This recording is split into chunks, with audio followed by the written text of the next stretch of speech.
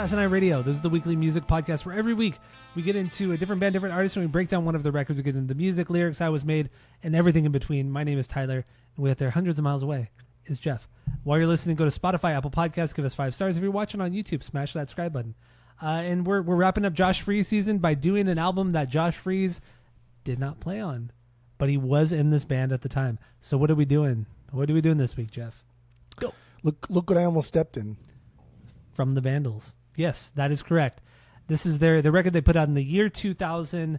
Like I said, Josh Freese was in the band at the time, but he could not play on this record due to who knows what reason, contractual obligations, maybe Guns N' Roses, Perfect Circle, I don't know. So Brooks Wackerman actually played drums on this record. He played with Avenged Seven. He currently plays with Avenged Sevenfold, played with Bad Religion for a long time as well, but they're constant touring drummer when Josh couldn't play. So look what I almost stepped in. That's what we're doing. We're going to get into, like I said, banger stinkers from the album, our work, everything in between. But we're going to start with our origin story of the Vandals, then get into first impressions of this record. So what do you got? Origin story, go. Probably a camp or something, right? That's what everybody always fucking thinks. But it's not. Got him. I was watching a surf video on Fuel TV. Not Fuse TV, but Fuel TV. Yeah, Fuel, yeah. And the song was played. They played Jackass, and this was right. Either, you know what's weird is the 2 gnats that came out of the trash can are gone. Like, where did they fucking go? And it's like, where did they go? You know what I mean? Like, what do you? Yeah. That's fine. You don't find that weird, peculiar? Your little fruit flies. Like, they made a big fucking deal that I took the banana away, but now they're nowhere to be seen. They died. But that's what they do. Fruit flies just lay in wait. They could lay for years until the next banana is being thrown away. I don't know. That's crazy to me. That's crazy to me. But Jackass came on, and I never heard the Vandals before because I had the N64 version of Tony Hawk and did not have Eurobarge on it. So Jackass hit, and I was like, oh, that's a cool fucking song. I really like that song. And then I downloaded it fucking on Kazaa. Illegal. That's illegal. I don't give a fuck, homie. I own the actual physical copy, so it's okay if I downloaded it. Not really. I'm just kidding. But yeah, it was a surf video, and Jackass came on. I thought it was a really cool song, and that was the first time that I heard the Vandals. All right, my origin story. Yeah, it's not from my cousin. It's not from Punkorama. Nothing like that. It was Tony Hawk Pro Skater #1 on the PlayStation 1 way back in the day because I was a cool kid and I played PS1. So I had THPS on there. Heard Eurobarge. That was my introduction to fucking the Vandals, Primus, Goldfinger. But yeah, Eurobarge was on there. It was only on the PS1 version. And damn, dude, I love the song. I still love the song. It's still one of my favorite Vandals songs. It was actually written by Josh Freese. It was his song. And, the story goes that they didn't think the game was going to be very popular, so the Vandals and every other band or most other bands on that soundtrack just kind of said, here's a one-time fee that we want, and that's it, that's all. And Josh Freese has said, had he actually gotten the actual rights to the video game, he could have made so much money from it. But they just didn't think the game would go anywhere. But one of the most successful games ever, or franchises, I should say. Yeah. But anyway, yeah, so that's my origin story is Tony Hawk Pro Skater, the first one on PS1 or just PlayStation. Let's just say it was on PlayStation. It's not PS1, it's PlayStation. So anyway, let's get into our first impression. We're not doing Hitler Bad. We are doing Look What I Almost Stepped In from the year 2000. So let's get into our first impressions on that. A little bit of origin story on that as well, and then we'll start talking about bangers, stinkers if we got them, and then go from there. So what do you got? Go. It was what's crazy is I can barely use computers now, and I don't feel like I'm really good at using technology. So how the fuck did I download all these songs when I was 13 years old, right? There's nobody there to help me. My dad didn't know. I don't know. That's that trial kind and of error. weird. That's what destroy your family computer. That's what. I tied it up. I mean, he had to do it at night and do it overnight because Can't type the phone lines and shit. We had AOL. People still have AOL too. I didn't know it was still a fucking company. People still have dial-up connections. That's crazy. Man. That's wild. I think we got rid of dial-up, I think, like in 2003. Who even 2002 we got rid of dial-up. I feel like that's like everything's just fiber now. Like who even offers dial-up anymore? It still exists. I do know it still exists. It does. Connecting to that fucking phone line. But yeah, first impressions, it was Jackass. I loved it. It was like, damn, this is a cool, like, heavy punk song, but it's got such a cool swing to it that's very different from the other punk stuff that I was listening to, right? At that time, I was downloading, like, AFI, Less Than Jake, so it's very different from that stuff, and I really enjoyed it. So then I downloaded this whole record, and I loved it. Fucking loved it. This was, like, the first introduction I had to the Vandals, and then I went back later on, and I didn't know Urge Barge was like a thing until many years later. Because like everybody's favorite song from Tony Hawk's Pro Skater was Goldfinger. Like that was everybody's favorite song. Yeah. And then like the next favorite song was either like Primus or probably New Girl by Suicide Machines. Like no one ever said my favorite song is Eurobarge. So like, I never knew that I didn't even get that song. I think it was just because it was missing from the 64. Had it but been no on one the 64, ever said. Because like said it was half the people who played Tony Hawk didn't even know the song was on it because they didn't have it. Was it your favorite song? On Tony Hawk? For a fucking fact. Yeah, it wasn't your favorite song on Tony Hawk. It was either Goldfinger or Primus. I know it was Superman. I know it was Goldfinger or Primus. Yeah, that's like Wildly Hailed is everybody's favorite song on Tony Hawk Pro Skater 1. Unreal stuff. John Feldman owes everything to Tony Hawk, so he should be thanking him every fucking day. But yeah, downloaded this whole record, loved it, and it just like the record just got better and more funny as it went on. And then like 14 hit, and I remember being like 12 or 13. I was like, oh, this is so good. And at the time, I just thought like, oh yeah, they're right, dude. They're singing a song to like a 14-year-old. That's like my age, and you know, like the older I got, the more I realized like, damn, this band is fucking weird and they're funny, and that's not what they were doing. It's kind of the opposite of what they're doing. But I don't know, it's fun. It was a cute little entryway. So like that's why this holds so much nostalgia for me. But I do think it's a case could be made for that this being their best record. And I know you're a whiner about it. I know you put on your goggles, but dude, Brooks Wackerman is the best drummer that the Vandals have ever had. Sorry, I know you love Josh with like a passion, but like he's a great drummer, but he's not like a top tier drummer of all time. Like not even fucking close. He's good. And that's why he gets hired by everybody, because he takes his job very seriously and he do everything pretty well. But Brooks is something else on this, man. Brooks and Warren together, holy shit. They're great. No, they are great. Fucking good. And Josh and Warren never sounded like this. Never. I think comparing Josh and Brooks, we're just really, really splitting hairs here. I honestly don't think it's fair to compare the two of them. I really, really don't. And we'll get into that in a little bit. So my first impressions on this record, look what I almost stepped in. It took me a long time to get into this. I think it was like late high school where I actually really took a dive into this record. And it wasn't the only thing the song that really caught my attention was Go, which it ends up being my favorite Vandals song. But otherwise, this is, especially in high school, this was an album that was a little too poppy for me. I liked more fast, aggressive songs. And this record just did not hit as hard for me. And I still love this record. I have it on vinyl. I really, really do love this record, but it still ranks a little bit lower. So yeah, that's my first impression on it.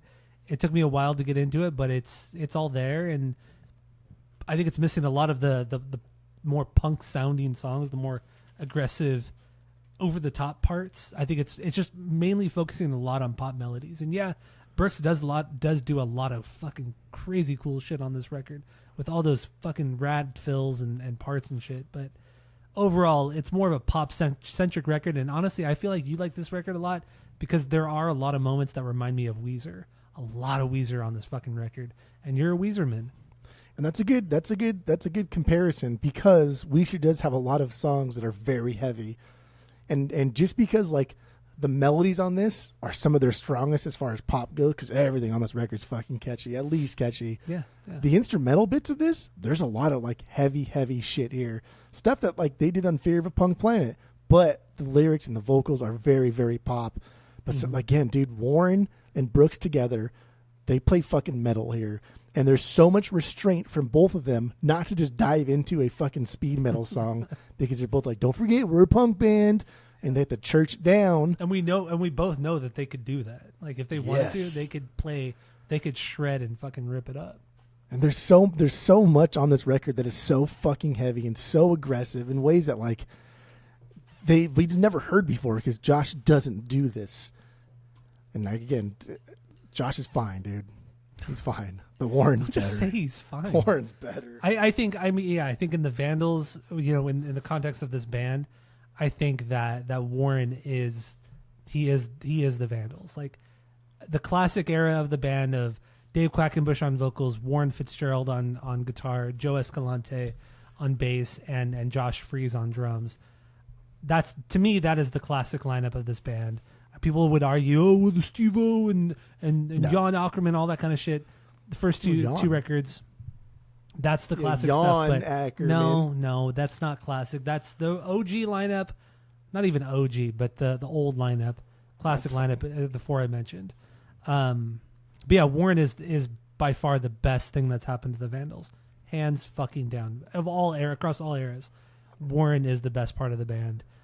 He writes almost all the music. Yeah, he writes almost all the music. Almost all of it. I mean, his guitar chops are insanely good. Right. Produces. He's leads. Truly an underrated guitar player. And I heard an interview from him a couple years ago where he said that I will only work on a record with a good drummer. Like I'm never going to work on a record with a decent or okay drummer because what's the point of doing that? And he said that's why with the Vandals, I will only play with the Vandals if we have a good drummer in our band. That's why we have Josh. That's why we have Brooks as the fill-in because they're great. And it's true though. Like every drummer they played with, even look at Travis Barker. Travis Barker played a full tour with the Vandals back in early '99 before he joined Blink. It was like the last tour he did before he joined Blink was with the Vandals. So it's like Warren has this ear for incredible fucking drummers. Derek Grant from the Suicide Machines, another great fucking drummer. Ty Smith from Guttermouth, killer drummer. Steve-O from Sum 41. He doesn't always sound like it in Sum 41, but when you kind of break down his parts and you see stuff outside of Sum 41, Steve-O's a great fucking drummer. These are a lot of metal drummers. There's a lot of people that know how to play metal drums, and Warren's a metal guy. He likes to play metal guitar. I mean, all these solos are metal.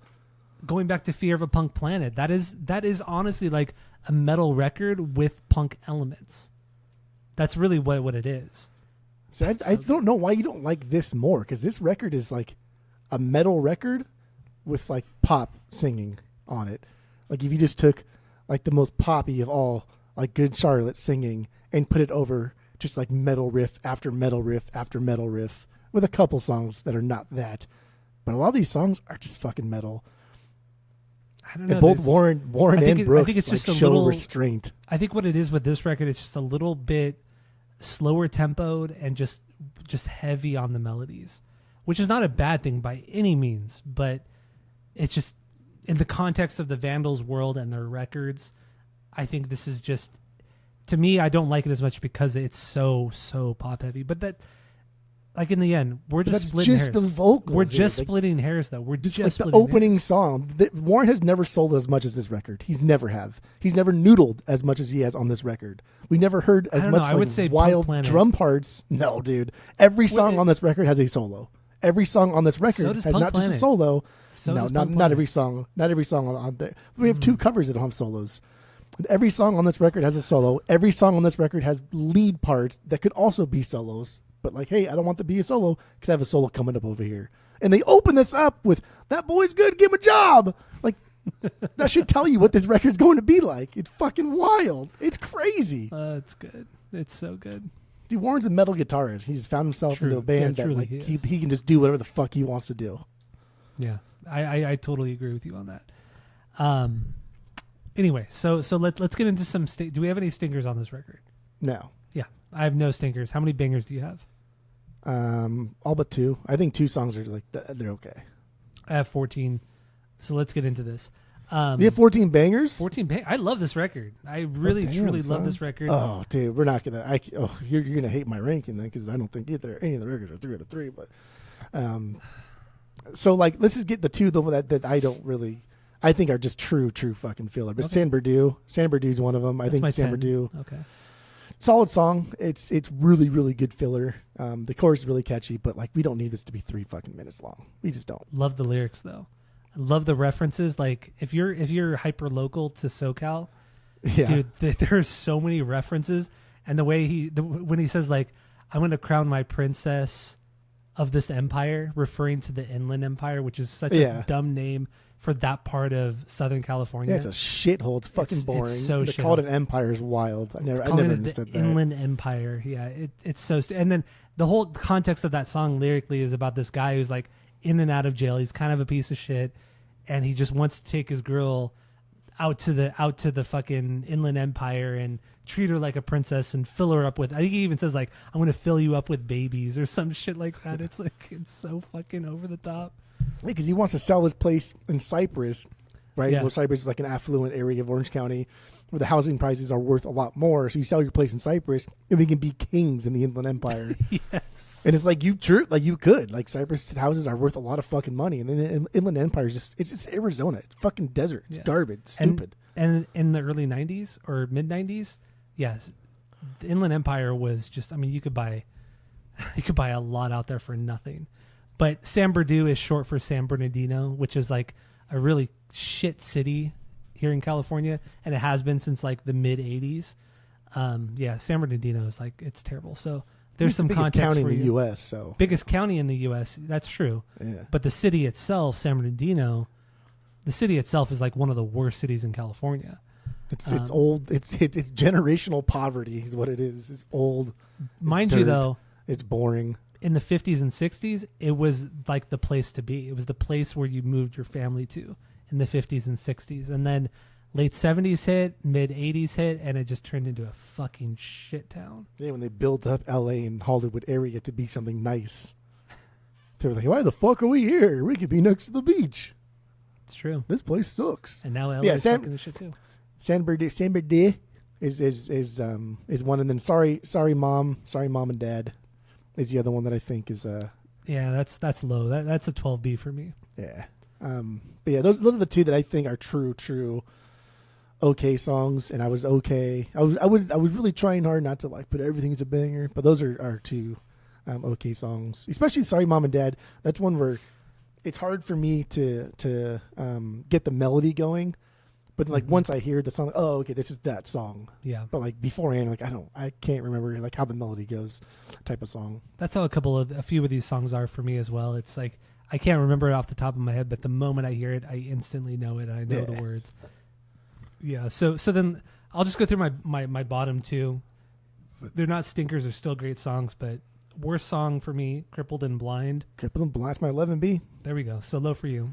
That's a heavy song though. It is, but whatever. I don't really like. Care. This is the one that definitely is like a filler song, but like, I don't know. This is a heavy fucking song. It's the second to last song too. It's like, I don't know. It doesn't. This album is already a little too long. It's 14 songs in itself. So, like this is one of the songs I'm saying that's like very like heavy, very metal, very like hardcore punk. Because they do really, really fast riffing, and there's that part where it's almost like a little breakdown where it's like. I get it. And they don't do shit like that. Like, that's crazy. They don't, but I mean, but this is another thing where it's like on this record, it's like it's filled with like melodies and harms and this and that. But then you get a song like this, and it's kind of the opposite of that. It's not. It doesn't really have much of that. It relies more on the heaviness. There's not like on this record to me. There's not a lot of balance. Not that it's a bad thing. I think there's not a ton of balance on this record. It's mostly just like really, really pop melodies, like in the like a Weezer way.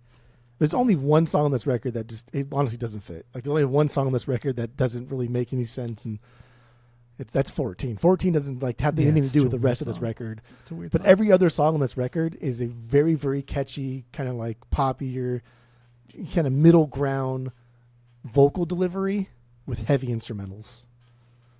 And that's also very Weezer. Like Weezer does that shit all the fucking time. Weezer. And my other bottom tier song, "Get a Room," Very, very Weezer. That's my 12B. Yeah, it's super mid tempo, but it's very Weezer.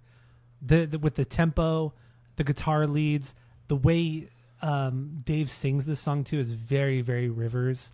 It's extremely Weezer, but it doesn't. It's still a great song, but it doesn't really, to me, it doesn't really fit the album.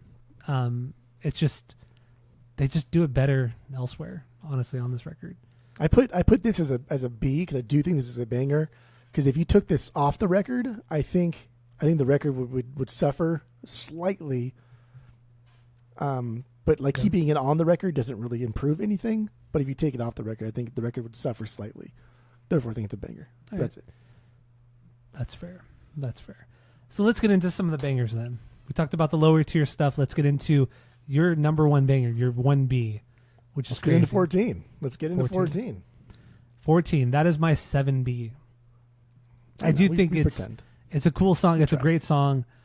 The lyrics are just like I know what they're doing with the lyrics. They're really just making fun of like old rock stars. I mean, it's like and just like gross old men.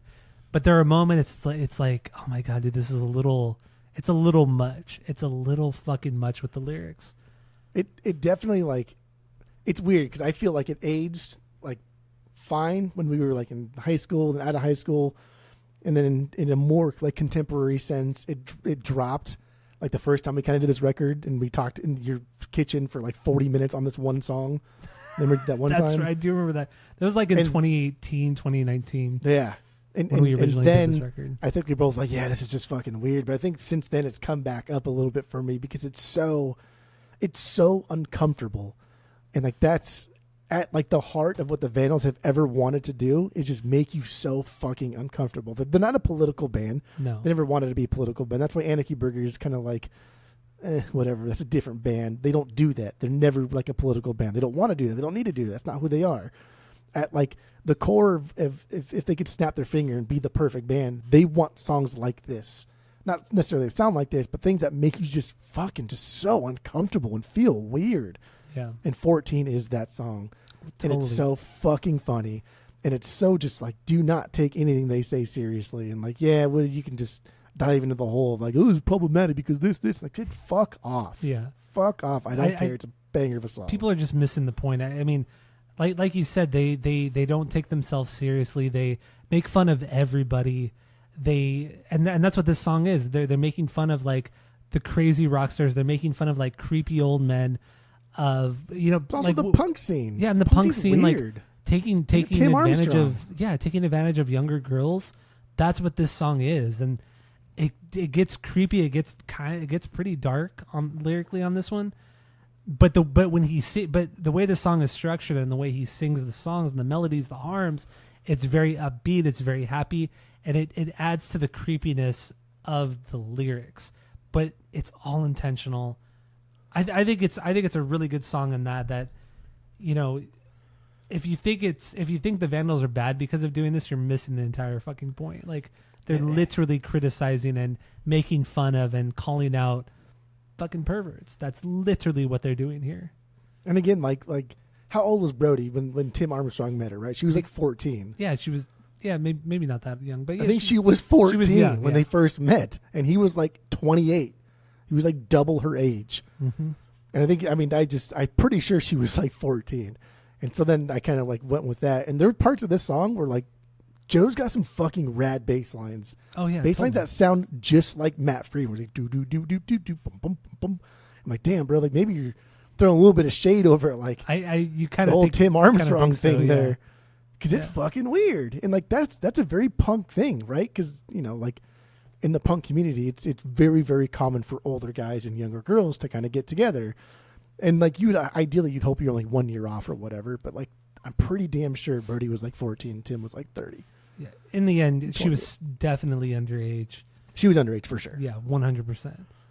But it's still a good fucking song. And like dude, like Warren's been fucking around with this effect all record, right? That like we hear that early on in the record, and now we got this full on blown fucking weird thing in the intro. And I think like what I the way I like to believe is he wrote that intro riff that once you go around that and they wrote a song around it because it's so stupid and so funny. Look what I can do, dude. Check this out. And then they wrote a song around that because, like, how else? Like, why? I don't know. It just like, seems so.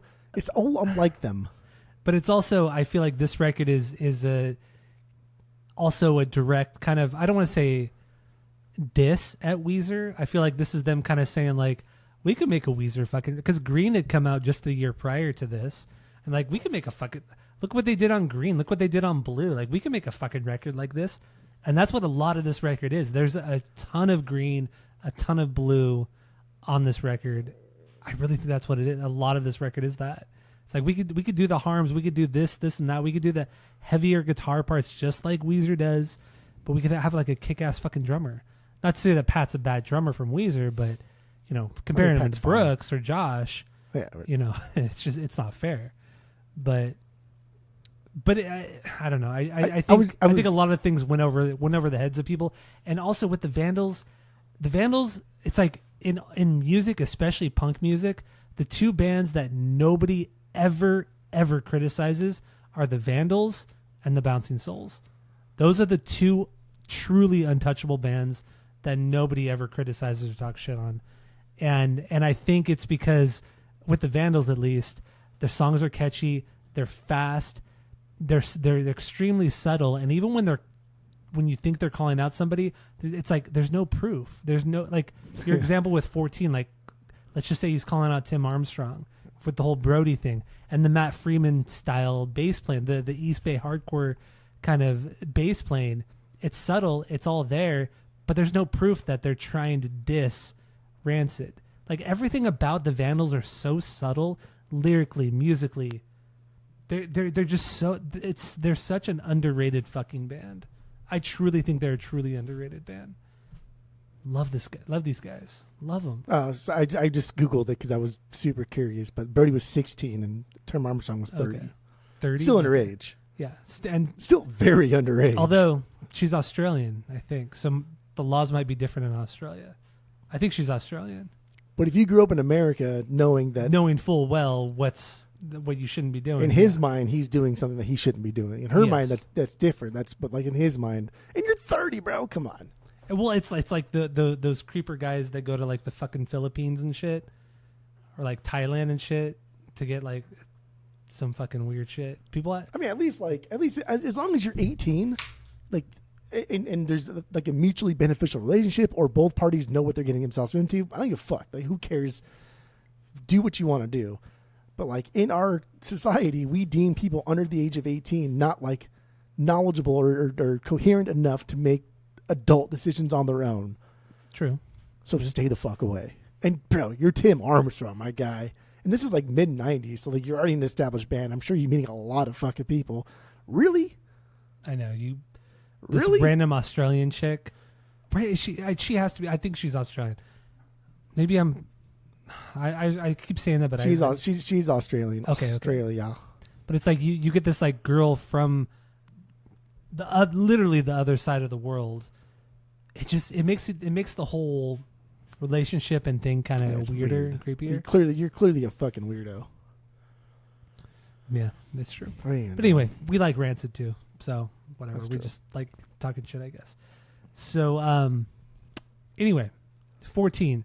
Also, with this song, Jack Black and Kyle Gass from Tenacious D, they sing background vocals, or they sing the harms and shit like that too. Got some harm. I think it's I like those parts. You could definitely hear at least the Jack Black stuff, because he has that very unique voice. But just a fun tune, and like this is one of the most uncomfortable punk songs like that is out there because it's so easy to like sing along to, and there's so many parts of it where you sing like, that's just weird, like just a peck on the cheek, and like, oh dude, it's so weird, bro.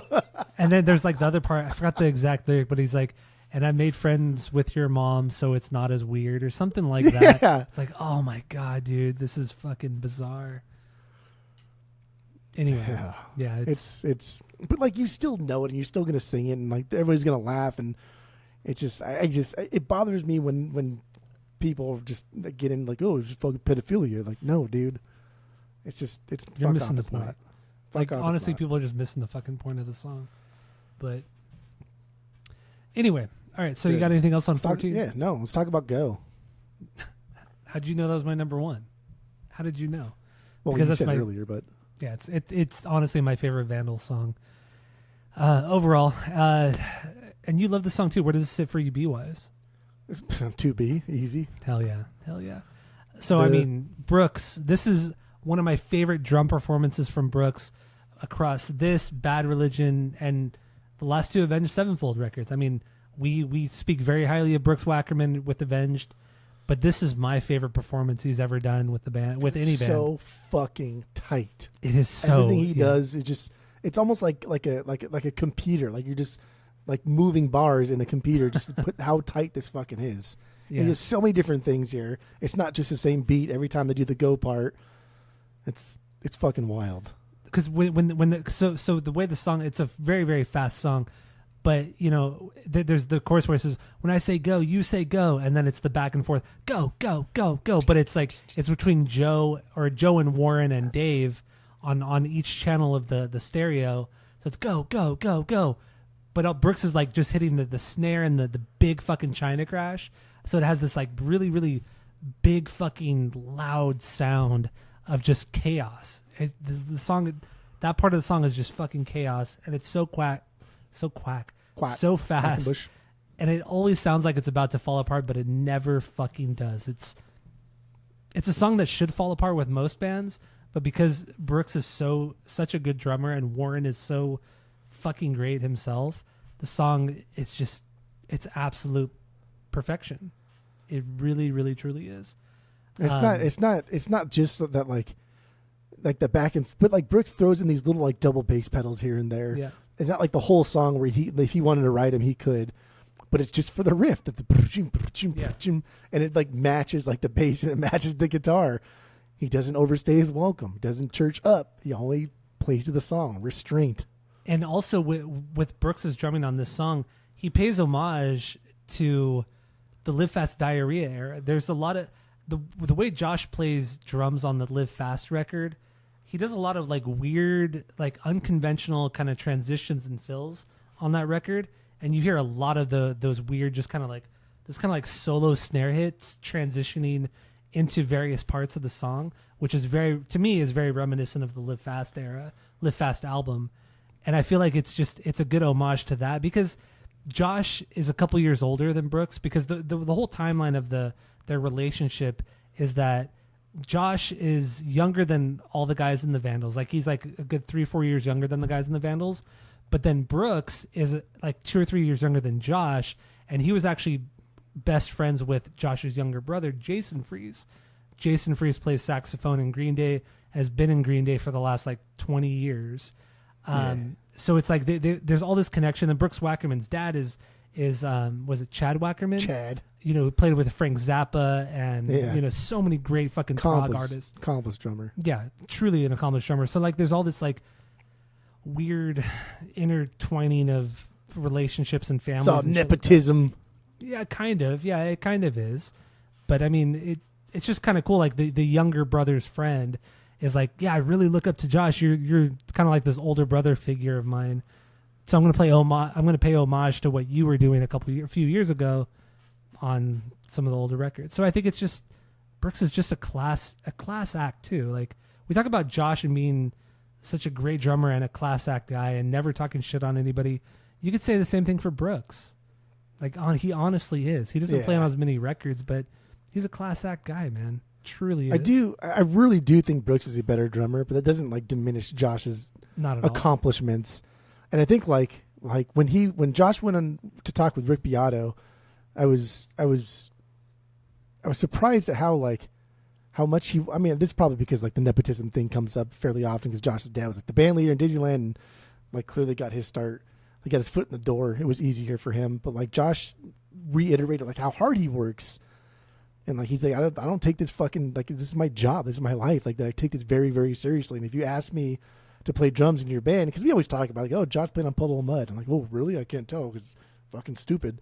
But that's what Josh does, right? He learns your songs, but he learns who the band is. He learns where you're trying to aspire to be. He has all of these things to make sure that his performance sounds like it should be in your band. Yeah. Not some random fucking guy that just comes in and flashes off and then leaves and leaves you like in a Thomas the dust. Pridgeon. We've talked about Thomas Pridgeon so much, and it's like when Thomas Pridgeon did that Primus audition a few months ago, it's like, what are you doing, bro? You're a great drummer. Yeah, you're fucking incredible. One of the greatest drummers to ever live. Yes, you are, but damn, you don't fit into most bands you've ever played with. Yeah, because you're too good and you don't know how to fucking chill. Don't know how to play this song. Yeah, it was cool seeing Josh be so, I don't know, humble's a good word to use, but more just like aware that he's, and plus he also he in that same interview he talks about like him doing Copeland's drum parts and Sting was like, hey, can you not do that tom thing and every breath you take or whatever it was, and Josh was like, I don't know, man, to me I was just like, oh, what the drum part he's talking. I had to listen to it again. I was like, oh, that's cool, I guess the tom part. But then Josh was like, no, as a drummer, and all drummers on earth love that fucking tom hit. Yeah. And Josh told Sting, like, no, I have to do that. I'm sorry. Yeah, he was like, this is like one of my favorite drum parts of all time. Stuart Copeland's one of my favorite drummers of all time. I have to play it. Like, that. It's really, he literally just called out Sting. And Sting is known to be a guy who is such a perfectionist in every aspect. And that's why him and Stuart Copeland don't get along. And they've never got along, Sting and Stuart Copeland, because he's such a perfectionist and Stuart Copeland doesn't give a shit about anything. He's just an incredible fucking drummer, but he's not a perfectionist at all. But Josh was like, you know what? I gotta just kind of step out of the box. I gotta fucking play this. I can't not play this. Play it, yeah. And he said Sting was just like, okay. Yeah. He respected him. He respected him. And that's cool. Like, and that's like, I like the idea that drummers, like you said with Brooks, like paying homage to like their idols or people that inspire them. Because we talk about it all the time with like singers and lyricists, right? That's the easiest way to see it. But also like guitarists, and nobody really cares about bass players. But like guitarists, you can hear it often. But like drummers, we don't talk about it enough. And Josh definitely pays homage to like his idols as far as drummers go. And you hear a lot in Josh's playing. But like, yeah, you're right. Like this does, even though I do think this is better, this does sound like a Josh performance, just better. Like, and honestly, this song is the only song, to me, it's the only song on the record that could have fit on Diarrhea, on that Diarrhea record. Yeah, this for sure could have been on Diarrhea. Because it's fucking insane. It's an absolutely insane song and incredibly tight. Man, I love Go. Love Go. Then we get a cool solo, dude. The solo's so fucking good. The solo's so good. God, I like when the music and like other instrumental like melody continues in the solo, right, and stays like interesting underneath like rad solos and stuff. It's just like everyone's still going. We don't just stop for the solo. Everyone's just still going. Yeah, I know. Fucking such a good solo. But so is the solo for 14 is really good too. Yeah, it is. Not as good as Go, but also it's different. I also love the wah pedal. I love the wah pedal. I know it's cheesy and goofy and dumb. Kirk Hammett loves it, and that's one reason why I love Kirk Hammett. But fucking Warren uses it on this song so well and so over the top. I love the wah. I love the wah pedal. Then you should you do like the new You, because that's heavy on the wall in that solo. Okay. I love the wah. I do. I'm honestly truly a sucker for the wah pedal. Love that. Wah's when cool. Done really well. It's so good. But lyrically, let's talk about some of the lyrics a little bit. I mean, on Go, to me, this is like him calling out all the kind of knuckleheads in the scene, in the punk and metal scene, who are always calling for change, but never actually going out and doing anything themselves. They're like, yeah, we should get out on the streets and do blah, blah, blah, X, Y, Z, but we'll fucking do it next week. You guys can go do it tomorrow. I'll be out there next week with you guys. It's just like constantly like, preaching to everybody, and what's the word I'm thinking of? It's like it's making fun of the entire scene, and Go, and like how many bands always go like Go, right? Like every fucking punk band does it. So when he's doing like go go go go, it's like go go, like overusing the go because like everybody fucking does it, and like oh my god, half the time it's just stupid. But yeah, it's always like go vote, go vote, go vote. And like I don't know, for whatever it's worth, it's artistry. Like I don't think artists are required to put themselves out there and do societal change and things like that. But it does get fucking irritating when I go see like Yellow Card play and fucking Ryan Key sets aside 15 minutes just to talk politics. Like you fuck off, dude. And then disappears. Like doesn't show up for like polls or anything or represent. You know what I mean? Like it's just shut the fuck up then. Like don't use your platform to preach if you're not going to also like use your platform to like help teach. Oh, that's a good one right there, huh? It was kind of good. Rhyme. Because it rhymed, dude. That was a good one. I don't want to say that. Fuck. I don't want to give you the credit for that, but that was kind of good. That was pretty good. That was pretty fucking good. Yeah. I should write that one down before I forget it. Because I'll forget it. Yeah, you will, and I've kind of forgotten what you said, but it was good. It was good. All right, so Go. Do we have anything else on that? That's your 2B. That's my 1B. So should we get into my 1B, I guess, then, right? Yeah, that was your 1B. That was my 2B, sorry. Jeez. I hope it's the new you. I'm the boss of me. You like the song? Yeah. Do you hate it? Where does it sit with you? I figured this would be your 2B or the opener would be your 2B because this is like loud. The song's just loud. It's loud. It's very much in the vein of Go. It's fast. It's aggressive. Fucking Brooks, man. His drumming is so fucking tight. It's inventive. It's creative, I should say. It's creative. Dude, another song that reminds me of something that could have been off of Live Fast. Like just not a ton of like super melodic stuff. Not really, no mid-tempo things here. No Weezer kind of stuff here. It's fucking killer, man. I love this song. It's fast, it's fun, and the way he kind of just like talks over the Brooks lines. When Brooks is just like noodling, and he's kind of like, then and how did we transition back into like the song itself is it's where it's at, and like Brooks is like, to me, it makes this song. Absolutely. The only negative thing I would have to say about this song is the filter, the distortion that's on Dave's vocals. I've never liked that kind of shit when singers put their vocals through that effect or filter, whatever it is, that distortion. I never liked that. I thought it was so cheesy. It was so popular like in the late 90s, early 2000s. Like a lot of fucking singers did it for certain songs or parts of songs. I hate it. But that's the only negative thing I have to say about the song. But otherwise, the song is fucking incredible. I think it fits the song. Like if you were to say it's a negative thing, but I think it does fit the song. It does more so because the song is so chaotic. Yeah, it's because it's so chaotic. But yeah, no, I think it's a really cool song. But lyrically also just more in the vein of just them making fun of other people in the punk scene, metal scene, you know. Just making fun of like the anti-authority, anti-government people, but they do it in a very fun and childish way. Like almost from like the viewpoint of like a 6-year-old or a 7-year, like a young kid. Yeah, I love it. See you later, you fucking dictator. That's so there's just dumb. So many lyrics. It's not just that. There's just so many different moments on this song that it's so funny. It's just so immature, so childish, but it works. It works because it's like their style. They know how to like I said, once again, charm of it. They know how to like subtly make fun of people within their own scene, but still be loved by that same scene as well. Because they're straight up calling out punkers. Like almost like half the songs on this record is calling out like punkers and how dumb they are. That's really what it is. The opening lines is you can't fucking make me do it. I don't want to do it. What is he going to do? And then I know. Yeah, it's like whining essentially. Exactly.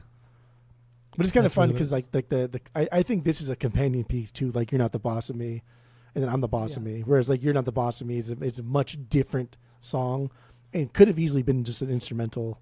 You're Not the Boss of Me is my 8B, and I'm the Boss of Me is my 9B.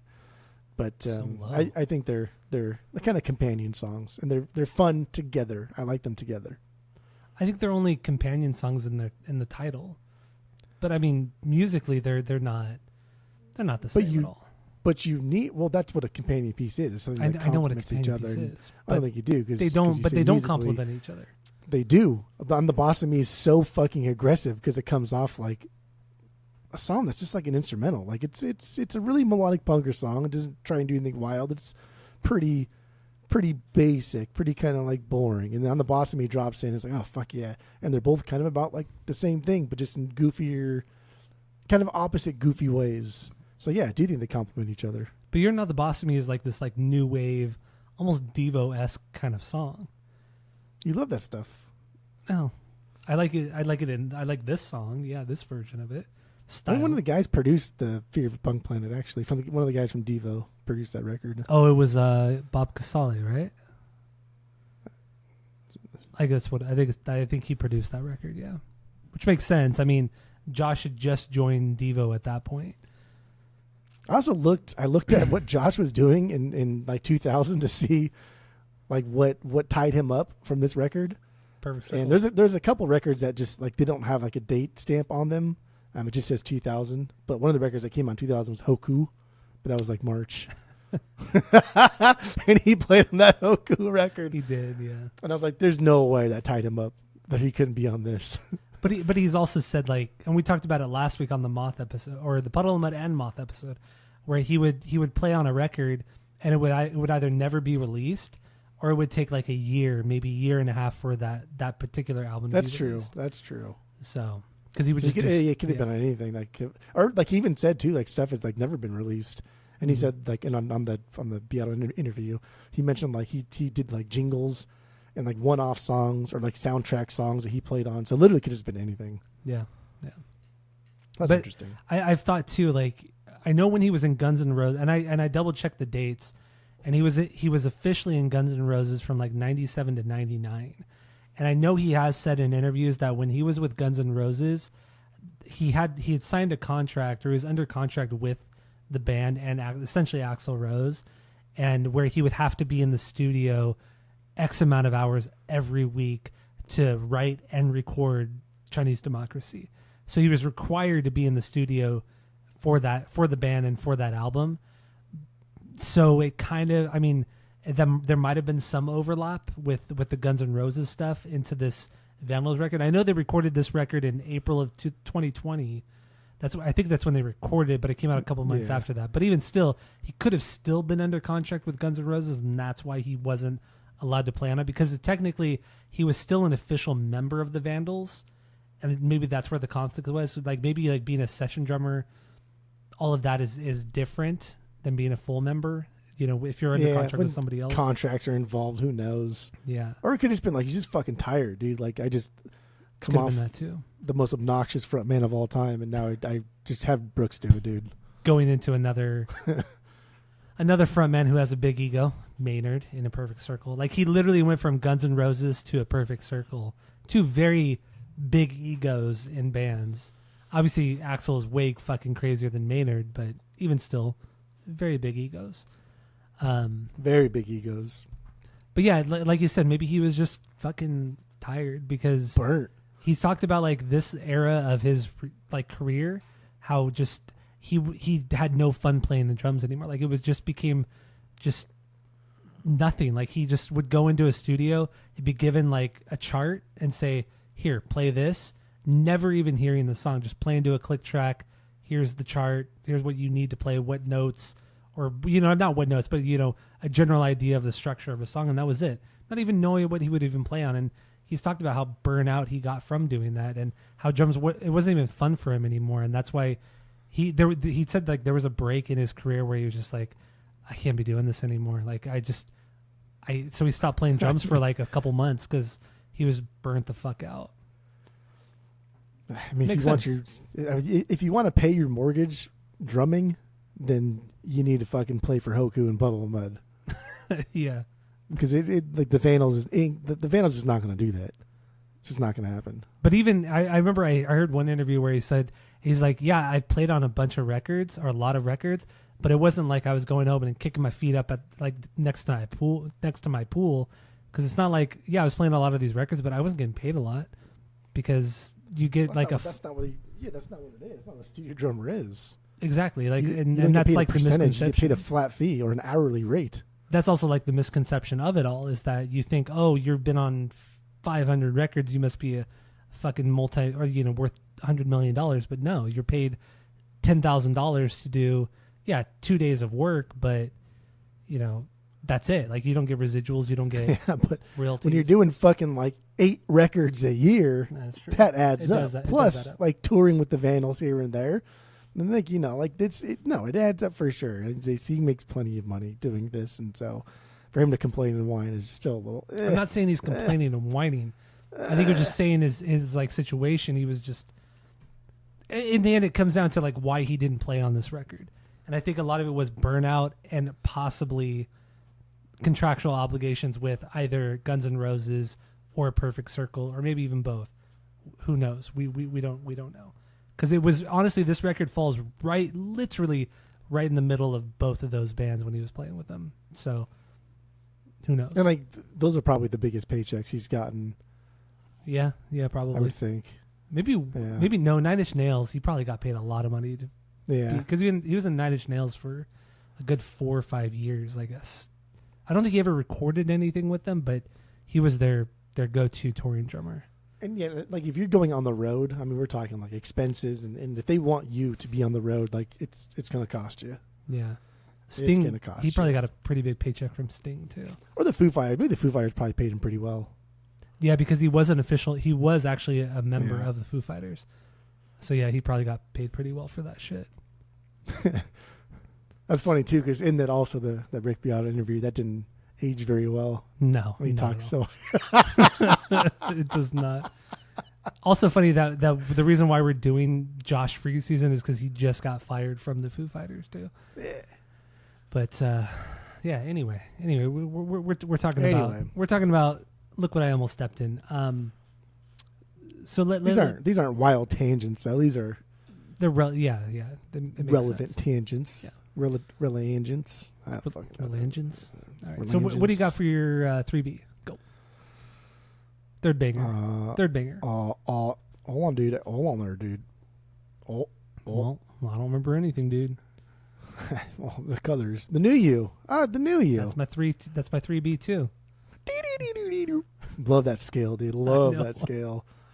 Love that scale because it starts really, really high on the guitar the first couple times, and the last one it goes a little bit lower on the guitar, which is not like a big difference or whatever. But damn, I love that. I love those little nuances that they do. I love it. And this is like the first intro so far on the record with like a softer intro, like. And I love how like the lead in riff to the verse again, like I said, builds as the song progresses.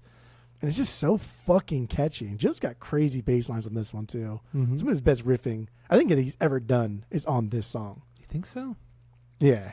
And that's what I'm saying. Like this album is definitely overshadowed by, like, the pop-centric vocals because the instruments, the instrumentality, the instrumentals on this are fucking wild. I think Joe's wildest bass playing is on this record. I think Warren's like craziest solo he's ever done are all on this record. And like you add Brooks in there to like really give it a metal edge. We have a very, very heavy record that's kind of like lipsticked all over with pop. And it's wild. Because it really is, right? It's a pig that's metal, but you put some like pop lipstick on it and pretend that it's not that. And really what this record is just a metal record. Once again, very Weezer-esque. You know, well, Weezer's Green is there's metal all over it. Look at Hash Pipe. Look at so many of the songs. There's a lot of fucking metal elements on there. Well, they did that a year before, so why don't we try that too? And they did it fucking really well. Honestly, in some instances better than Weezer. Certainly more intricate and complex than what Weezer does. You can't argue with that. You honestly can't argue with that. But this is essentially like them trying to not copy, but say we could do exactly what Weezer's doing on Green, but better. I fucking love this solo. Like this might be like my favorite solo on the record, just because it's what Warren does is like this dueling guitar kind of fucking thing. He does these two different like lead parts, and he does he hit multiple strings at times, like little chords in there, and also does like the little vibrato thing. Like he does it all, and he does it in kind of two different ways. It's like he's battling himself, and it's just. This is like the wildest solo he's ever done. This is fucking crazy. Yeah. It's out of control. No, you're right. Totally right. Like that's wild stuffs. Mm-hmm. Wild stuffs. And also, you know, I agree with you with the little melodies that he does or the scales. I'm sorry, the scales that he does. Dude, it's so good. They're like the perfect transitions between the parts, but it's also so basic and so elementary. But he still makes it work because he throws on this like this fuzz on top of it, and it just, dude, it's just great fucking songwriting. For as simple and stupid as it is, it's great songwriting. The effects he throws onto it, and then the solo, just fucking. It's kind of a wink fest. It's a fucking wink fest and a half. It's wild. So it's crazy.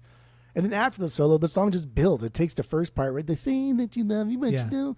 It takes the same concept. Quiet, It's very quiet, a lot of open chords, a lot of clean guitars, and then it gets into that last part, right? Bash fucking it with the baseball bat. Like just so angry, but also still like so stupid, so childish. Perfect fucking Vandals song. Which is great because like with the lyrics, it talks about a girl that he had dated at some point, or that he's still dating, and how much she's changed, and he's saying, well, I don't like the new you. I like the old you. Like, what happened to the old you? You were this, or that, and now you're dumb. You're stupid. You're shit now. Go back to the old you. I only want the old you. And then the tension builds in his lyrics as you go, and then he brings up the baseball bat. How he wants to bash her face in. It gets so aggressive so quickly because he wants the old her back. But it's just, once again, the lyrics are dumb. They're silly, but they're also just kind of poking fun at other lyricists. Dude, Dave Quackenbush he's kind of an underrated lyricist. Honestly, I don't think he's not like good with metaphors and shit like that, but he's good at the underlying knocks on other lyricists, the underlying criticism, satire. Dude, he's fucking I think fun. every song that he writes, you have to assume he's just making fun of somebody. Mm-hmm. And I think this one also kind of like floats in the realm of like the band itself too, just changing their sound and people saying like, oh, the Vandals are different. They're not punk anymore, even though like their most punk album everybody shat on. And it later on became like a fan favorite. But like everybody hated Diarrhea when it came out and for many years afterwards. And then Hitler like blew up and became big and was like their breakthrough record. And then, there they go. And then songs were on the radio, which like, dude, in the fucking 90s, like just because your song's on the radio, it don't mean shit. Especially like in Southern California. K-Rock played everything because that's what they did. And that's cool. But that doesn't mean you sold out or whatever. And so like for them, like for me, like the New You, this is a song that like could have been on Punk Planet. This is a song that could have been on that record because it's fucking heavy. It's really, really fast. Yeah. And it's wild, but it's still really, really catchy. And if every song on Punk Planet was like this in that style, not just like this exact thing, but heavy as fuck, really, really catchy, wild solos, dude, that'd be a perfect record because this song is amazing. Mm-hmm. Yeah, I would agree with you. 3B. All right. Not 2B. So you mentioned like kind of the music industry and the radio and all that kind of stuff. Let's get into behind the music. I think that's a good transition because that's exactly what this song is about lyrically. Is just how stupid the music business is and radio and MTV and all this kind of shit. Like it's all up to the radio executives. It's all political. Nothing really has to do with the actual songs themselves. Like you think you could write the greatest fucking song in the world, but if the program director at K-Rock or the fucking executive at MTV, if they don't like it, then you're shit out of luck. Oh, dude. That's really what it comes down to. I mean, I know K-Rock here in LA, they did a lot for the Vandals. Like they promoted them a lot because they were a local staple for 20 plus years on K-Rock. But yeah, in the end, this is like a true criticism of the music industry and how stupid it is. How really honestly stupid it is. It is very, very stupid. And ever since like, I don't know, probably like 2007, 8 or whatever it was when, like the internet was more of a thing and we could search things and have easier access to who people were before we loved them. And then finding out John Feldman was like an A&R guy. Yeah. It always reminds me of this song. And I just like, damn, know, dude, right? like John Feldman was the guy that they're making fun of. Absolutely. Because even when you listen to the way that Dave is singing on this song, it sounds like John Feldman. It sounds like if John Feldman were to write this kind of song, dude, I think this is a subtle jab at somebody like, or specifically John Feldman. And like Tony Hawk's Pro Skater just dropped like a year before, right? Before, and, like Superman's blowing up and like literally blowing up, and like the Vandals are probably like, wait, that guy's a fucking poser. Hold on a second. No. And like the whole like the guy in A&R's got the CD in his car. He thinks that tracks 4 and 6 are contenders. That is go back in 100% them knocking John Feldman. I love him for it. They never call him out on that. See, that's another great thing about the Vandals and Dave is that like he's so good with his lyrics about calling people out, and you know who he's calling out, but you have no proof. You have zero proof that he's calling people out. And John Feldman's never going to be like, "Hey, they're calling me out," because everyone's going to be like, "Wait, are you the poser they're talking about?" Right? So like you can't admit that they're calling you out because it's going to make you look like a bitch. Yeah, John Feldman being called a poser would be such an ego hit to him. He would never be able to take it. Devastating. Absolutely devastating. Yeah. But like my favorite part of this too is at the very end of the first verse when he says, and the label is quote really excited. like really excited is like the most generic fucking thing you could ever say to somebody. I know. Oh man, that's so good. Dave Quackenbush, man. Just an underrated lyricist. He's so subtle, so subtle. This can be the big, but dude, even like. But the song, the song, honestly, the song behind the music is equally as catchy as a lot of the shit you heard at this time on rock radio, alt radio, punk, punk stuff. This sounds like fucking shit you hear from John. Like seriously, Goldfinger. This could be a Goldfinger song. Honestly, it could be a Goldfinger song. This song's fucking heavy. This song is heavy. It's heavy, but melodically, it's very much in that vein of Goldfinger. That era of Goldfinger, it was but like they're not this good. But I mean, I think it was intentional calling out the A&R guy when it was well known that John Feldman was an A&R guy. Also the fact that Fred Durst was a well-known A&R guy for Interscope Records. And he never hit it though. He never pretended not to be that. That's true. He never pretended not to. But I think that the point of the song too was to call out people like that, like Fred Durst, like John Feldman, things like that. I really think that was. I'll always give excuses for Fred Durst. I know, and I love Fred Durst. I do love Fred Durst, but I think that's what the song is about: is calling out people like that. I like to think this is very specific about John Feldman because again, dude, like Tony Hawk's Pro Skater just dropped and. Like Superman is just blowing up, and that song was already out. Yeah, right. So it's been like out for that song is just 2 years, right? Yeah, that song is just like exploding, and like that song is like making the game. And even people who don't listen to like any of the music or play the game hear that song like, oh, isn't that the Tony Hawk song? Like that's what it's fucking known as. And here these guys have been busting their ass for fucking decade already, writing good fucking songs, and they're like, no, hold on, let me tell you who this guy is. And like whatever, like you write good songs. I don't give a fuck if you're an A&R guy or not, but don't hide it. And it's not to say that John Feldman wasn't busting his ass because he was. Was the Love Hogs. What's the fuck is his first band? And even being, I don't remember. But whatever, with that band with Goldfinger, like he really did bust his ass. Like he put his ass out there, and he really just kind of he was really grinding for years. There's nothing wrong with being an A&R guy. Like, yeah, there's not knocking that job. But I think, as we've seen John Feldman evolve over the years in the music industry, this song really, really just kind of shows that these guys in the Vandals and the guys in the punk scene saw what Feldman was doing. Not that it's a bad thing per se, but just also like calling out like, John Feldman, don't act like you're the just like true like punker guy. Like we know what you're doing. We know what you grinded, you put your work in. But we know what you're doing. Don't deny what you're doing. Which like 13-year-olds like us at the time, like we had no fucking idea. No. Like we couldn't see the bigger picture of what John Feldman was doing. But for these guys who are touring on the same circuit as Goldfinger, and seeing like John Feldman rise from like an A&R guy to Goldfinger to doing other things and putting his hands in like production, they're like, dude, I know exactly where you're going with this. And that's fine. Whatever, it's your prerogative. If bands want to hire you for that sound, whatever, but like you're not fooling us, bro. You're not fooling us. I can't get fooled again. But yeah, this song is fucking heavy, dude. This song is wild. That whole like and the doom doom doom doom doom doom. The little bass line that Joe throws in there too. Fucking hell.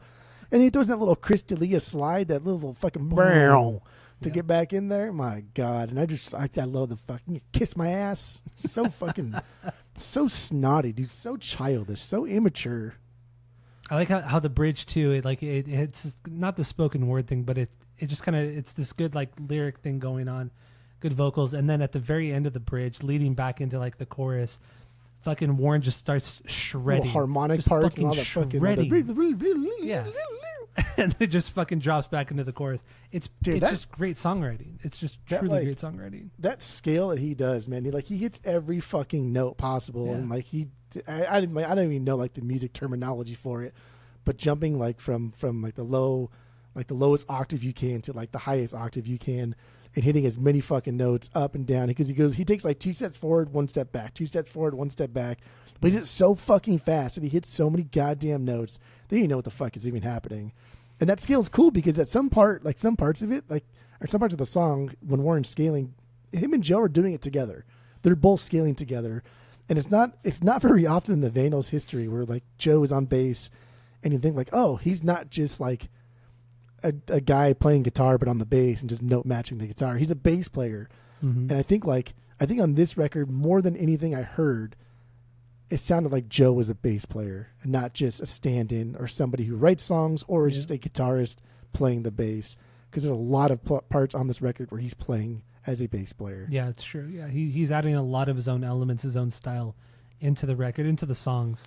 But I mean, in the end, he started out as a drummer for the band on Peace Through Vandalism and When in Rome, and then he switched over to bass after the fact. But yeah, I would agree. Yeah, there aren't very many strong bass moments, through most of their career, even after this too. Like, not to say he's a bad bass player by any means, because he's not. But he's also a good songwriter. Like, he has some great fucking songs that he's written for the band. Not a knock to him at all, but yeah, no, there's some really good moments on this record. So I think like what's important to, because we talked about Warren and Dave and Josh a lot, but like Joe is, he's the guy. He is the Vandals when compared to the other three. But they're the longest.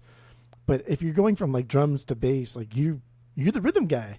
Mm-hmm. Like you're holding everything down, right? And like the whole point of like having the reason why people hire Josh as like as a studio musician is he doesn't have to play to a click if he doesn't want to. Like he has such a strong grasp on like rhythm. You tell me what you want me to do, I will do it. I will never falter. I will never fall behind. I will never go faster. I will play that for the next hour and a half if you want me to, right? Like that's perfect. That's what he does. He's a fucking perfect machine. Yep. And I think Joe plays off that. I think Joe and Josh really like respect that kind of like rhythm play with each other. Because I can't imagine, not that I play with a lot of bands, I don't play with any bands, but I can't imagine how frustrating it is for like the drummer to have to constantly like in a quiet part, right? Like keep going with the hi-hat, like just to make sure everybody keep fucking time, right? That's got to be so boring. Like you can't come in with an explosive part if you're doing that. That's irritating. But like the Vandals do it. There are quiet parts to their sets, not just like on what is that beeping noise? My watch. Turn it off or I take it away. That's your last warning. I'm not going to ask you again. So there's quiet parts to their music, and also when they play live, there's dead silence in some parts, and Josh doesn't have to do the bass of doof doof doof doof unless the song calls for it, and that's fine. But there are quiet parts where they can come in and be explosive because they can keep time. Yeah, absolutely. All right, good for Joe. Let's get into a couple other songs, maybe Jackass. We gotta get into Jackass. I know you love the song. Love that song. That's my 4B. That's my 6B. But yeah, I feel like we've talked about almost everything, but everything kind of really relevant outside of Jackass. But then we can kind of wrap it up, give our rating of the record, and then get the fuck out of here. So good. Jackass, what do you got? 6B, 6B for me. What is it for you again? 4B. 4B. Okay. Let's get into it. This is my intro to the band. So like there's just no fucking way this would ever be like I have to love this song. It's just embedded into me. I can't not like it. There's no way. And I'm sure if had Eurobarge been on the Tony Hawk's Pro Skater soundtrack for the N64, like this would be this would be a different tune for sure. Like this would be different. But this is it. It's a simple song. It's like the simplest song on the record. It's all based around just that Joe riff, that do do do do. Yeah. But it's so fucking catchy. I love that and bass when Warren line. comes in, then do do do do do do, and like the song does get pretty chuggy at times, but it doesn't like get into the territory of just like wannabe like cheesy metal, right? Yeah. Like the whole damn it. And they could add chickies if they wanted to, but they really don't. It's just very fucking basic. And like Brooks could have he could have ran away with this song, but restraint. He's like, no. His worst playing on this entire record is on this song. His most boring playing on the record is on this song. He doesn't do a damn thing. And like that's why I love it. Restraint. Also, another reason why you love this song, it is the closest thing to Weezer they've ever done. Hands fucking down. This is Weezer. The riffs, the dun dun, like the stop and goes. Absolutely. The riffs. This is everything about this is Weezer through and through. It's so good. This is why you love it. You love Weezer. You fucking love Weezer. Oh, also, there was like the first. It wasn't like the first song. It was the first Vandals song I ever heard. There's that too, yeah. But like this, we talk about it all the time. How like nostalgia plays like the biggest part in why we rank things or talk about things the way we talk about. So like, no matter what, this is going to be up there. Of course, some great bass lines. I really do like a lot of the bass lines on this song from Joe. I think he fucking nailed it. He killed it. But yeah, this is more of a mid-tempo song. A lot of great fucking harms too. I do love the harms. The harms are just they're all over this record. This record. Starting with like Hitler Bad, that record, and onward, the harms are just fucking crazy good. But this record, especially in this song, they nailed it. They absolutely nailed it. And like you said, Brooks could have ripped it up, but he chose not to. Just very, very simple, like just very straightforward shit. That's what it calls for. That's what it fucking called for. So, I dig it. Good. Then the song really plays out like an anthem. It's short or shout along like catchy, right? The guarantor, very dramatic build. It really does play out like an anthemic type of song. But I don't know. Co-written by Dexter from The Offspring, apparently. Which I don't hear really any Offspring on this song. No, I don't either. I just think Dexter. I mean, he's had his hand in a lot of bands that have played with Nitro. He helped write some AFI stuffs. Like he's had his hand in a lot of bands that were signed to Nitro. So I get it. And like they're probably just in the studio and he's probably just hanging out because at that time, even now, like he seems fucking cool. Aside from the whole like firing band members for no fucking reason, but like Dexter does just seem really fucking cool. That, yeah, he does seem cool. Yeah, like, he just seems like a cool dude just to hang out with. And this is also this record was the last record that they released on Nitro Records, which Nitro Records is owned by Dexter from The Offspring. But yeah, this is the last one that they did release, and then they went to their own record label Kung Fu Records. Kung Fu Records after this, but yeah, that's a fun little fact there. Fun little factoids. Lyrically, this is like from the perspective of like a girlfriend, and she's mad that the band is like taking time away from her, and she's jealous of all that, and she wants him to quit the band, but he won't do it. So then in the end, she ends up just stalking him, and he has to like say like tell security like don't let this crazy woman in. So it's just like this evolution of like she wants all of his attention, but she can't get it, so then she just stalks him. So it's fun. It's different. It's honestly different. Like Jackass is a very specific like word. I like to think that, and it was co-written by Dexter. I like to think that like Dexter had a girl at some point that he was interested in the early days of The Offspring, and he told her, yeah, this band thing's probably not going to last, so they stick with me, and they did last, and they got bigger. And then she probably said like, "Oh, I'm just some Jackass then," and he probably thought that was so fucking funny. So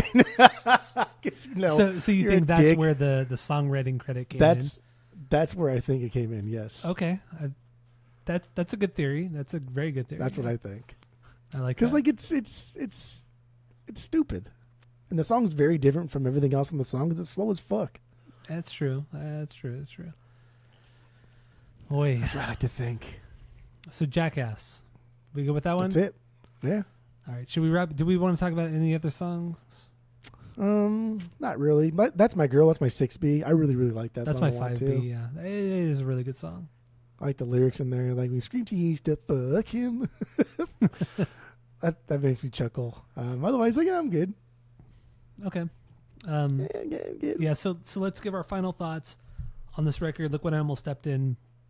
Rate the record based off of our world famous 3-point rating system, where 3 is a perfect album, 2 is a good album you're going to continue to listen to, 1 is a bad album to give it a shot, and 0 is the worst thing you've ever heard. So what do you got? Go. Oh man, put me on the spot. Never done this before. Yeah, never done this before. It's been 8 years. Never done this before. This is spoilers. This is not going to get a 3 out of a 3. But the Vandals are a band that I don't think have really done a perfect record. But like, goddamn, they've done a lot of records that are almost perfect. Okay. And even though, like, I get it, like, this is their most punk outfit, but I think you're diminishing the heaviness of the instrumentals here. I'm not. I think with a subsequent listen, with that in mind, I know it's tough to like have someone like change your perspective on something. I know it's difficult to get into that mindset. Why are you talking? But I think why are you because doing? if I do it, if I dictate it back slower and more deliberate, then maybe you will understand what I'm saying. You're really hitting the alliteration. Is that what I think it was is? just, Yeah. Is that, okay. I think that just came out randomly. And that's just annoying. Good thing I wrote down. Well, I mean, it's annoying the fact that like they're too poppy, so I don't like it. But like actually, like some of their heaviest fucking songs are on this record. And some of the wildest solos are on this record. I didn't say some of the best bass playing that Joe's ever done is on this record. Okay. The best drummer that they've ever had is on this record. Settle down. But I get it. Some of the songs are too catchy, so I don't like it. But I get it, so it's fine. Never said but that. I think continue the bad joke. That's continue the bad joke. Okay. So I think if you come into this record and you think that they're progressing as a band to get a little bit better, a little bit different, they don't want to just do fucking Diarrhea again because they just don't want to. That's not what this type of band does. And they don't want to do Hitler again because I don't think they really cared that much about Hitler. I think they care more about this and they care more about Diarrhea. Like Hitler it's almost like too generic for the writing genius that these guys are. It really does. But it's fucking but luckily it came out fucking almost perfect, so. But it really does just seem a little bit too basic. I don't know. This record's wild because they've never done something this like contrasted. Two things that are so vastly different from like the vocals and the instrumentals. Just like they don't match sometimes, but they throw them together anyway. It's not a perfect record. I give this like a 2.85. Not bad. Okay, not bad. I would give this a 2.85. I give Diarrhea 2.85, and I probably give Hitler 2.8. Okay, that's fair. Okay, I get it. Because I don't think any of those three things are perfect, but damn, they're fucking close. All right. So final thoughts for me. I think this record just of course it's more pop oriented. It's more melody driven, and that's not a bad thing at all. That's not a knock to it. There are a lot of heavy elements to this and a lot of Weezer inspired songs, which makes sense because Weezer is they absolutely perfected they perfected the heavy riffs, the metal stuff with the pop melodies, the Beach Boys style melodies. Yeah, to that Beach music. Boys meets Slayer for sure. In some aspects, yes. I would say more Metallica, but anyway, we'll move on. But that's what this record is trying to do. It's like I said earlier. This is them trying to say, "Oh, we could fucking make a green album from Weezer," and they did. Honestly, they did, but in the Vandals way. Like, there's no point on this record where it felt like, "Oh, they're straight up fucking pulling from Weezer." This is their own version of like, we could fucking do it, and honestly, we could do it better than Weezer can. But unfortunately, they don't have the A&R guys. They don't have the right people in the industry to fucking push that shit out there. Not a knock to Weezer, but that's really... I think this is a better record than Green. I totally agree. Yeah, absolutely it is. But in the end, this is a great record. I love this band a lot. I really, really do. I've always loved this band. I've seen this band so many goddamn times live. And we've talked so much about this. And I honestly... I don't do this often. You're not. There's no way. 4 deep. There's no way you're 4 ranked. I really don't do this often, but I give this a perfect 3 out of 3. No, you don't. I do. I honestly do. But it's not perfect. It is perfect. But there's 2 songs that like we agreed that like they're just. But they're still okay. great fucking. Like once again, I even said this at the beginning of the episode. I said, we're just fucking splitting hairs here. Like, I don't know if that makes you more mad or the fact that you did Fear of a Punk Planet is a perfect 3. Because this is a 3. Obviously, Fear of Punk Planet is a perfect 3. Yeah, it is. Yeah. And that bothers me more. So is Hitler bad, and so is Live Fast Diarrhea. Yeah, absolutely. Okay. Absolutely. I don't think you've spent enough time with Fear of a Punk Planet. I really don't think you. Obviously, you haven't, because you have listened different. to it 36 times this week. Well, that's stupid. 14 times just today. Bad. Okay. So well, I know it like the back of my hand. I think you need to settle down. So, with that being said, perfect 3 out of 3. I'm going to take that drumstick from you. It's going to be this drumstick, and that hat right there. You see that pink Blink-182 hat? That hat and this drumstick are going to be in every episode going forward. Good, so good. There you go. That's something. Perfect 3 out of 3 for this Vandals record. I love this band. So thank you all for listening. Go to Spotify, Apple Podcasts. Give us 5 stars. If you're watching on YouTube, smash that subscribe button. And smash that subscribe button. That's all. Slit. I have nothing. Too much drum.